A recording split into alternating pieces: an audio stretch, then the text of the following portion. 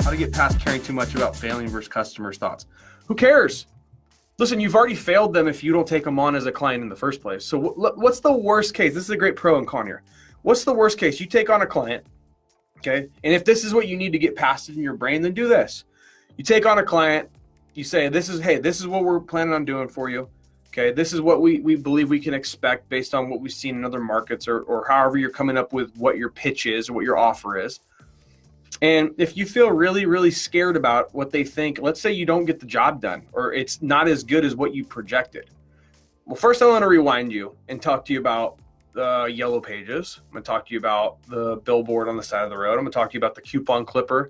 I'm going to talk to you about the television commercial. I'm going to talk to you about the radio ad. I'm going to talk to you about how those companies come in, because I've been on the other end of that, and they say, hey, here's what we got. This is the reach. This is what other clients like you have seen who've done similar campaigns. This is what we believe with a good advertising campaign, we believe you could see. And you got to make, as a business owner, a business decision, and you got to say, all right, let's see what you can do. Or you don't do it.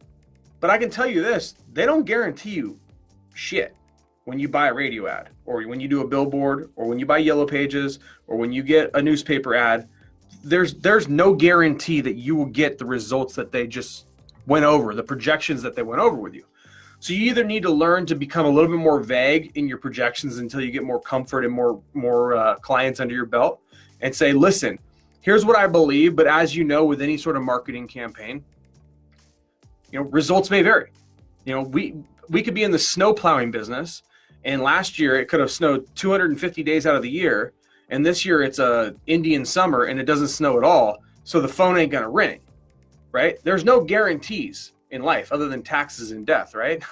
So it's the same fact here, right? Another thing you can do, if this is what makes you feel better, is slap a guarantee on it, right? You can take a shit in the box, slap a guarantee on it. No, but seriously, a guarantee is only as good as the man that gives it. Slap a guarantee on it if you want to, right? No one else will do that. I tell you, it'll make your job selling easier. And here's what's going to happen. You're going to have some instances where you sign someone up, or you got someone going with a guarantee that turns around and 3 months from now wants their money back.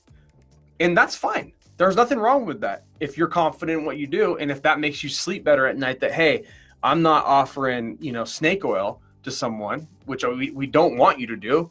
But at the same time, I want you to make sure you frame everything in the industry that you're in, that there's no one guaranteeing results from a marketing campaign. And let me tell you why.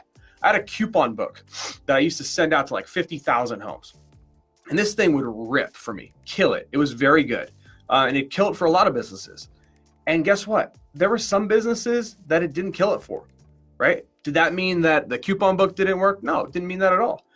Their offer was shit. Usually they put a 10% off pizza or some crap, and their direct competitor was doing some way better, sexier deal, right? So you make sure you frame everything, A, in the industry that you're in, and then B, if you still can't sleep at night because you're worried that you can't get the results, well, A, you need to get more results by just doing this for a longer amount of time. B, and Roman numeral 3, no, but seriously, you got to get past that. So slap a guarantee on it. Give them a guarantee based on the results that you kind of sold them on. It will help if you're weak at sales. It definitely helps you sell more. It's in that 13 proof elements video we talk about. Again, I don't do the guarantee thing because I understand there's extenuating circumstances that are outside of my control. As I just mentioned, hey, it's this time of year, it's that time of year, it's weather driven. It's not. Now, with that being said too, like, I'll work with clients that aren't happy. So in the instance of someone came to me, let's say, and they're like, hey man, we paid you $750 last month or $1,000 last month, and we only got this many calls. And if it was grossly off for whatever reason, there's times where I'll say, look, here's what we're going to do. Next month, it's on me.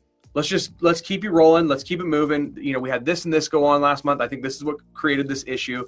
Let's keep you rolling.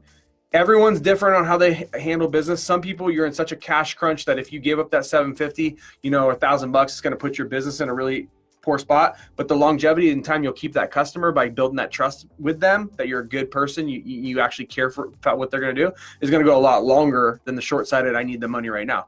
But listen, you got to make that decision. You got to get past that as well. At the end of the day, put it all into another bank account that you know you're not going to touch. And if they ever ask for a refund, give them a refund. Way to do it.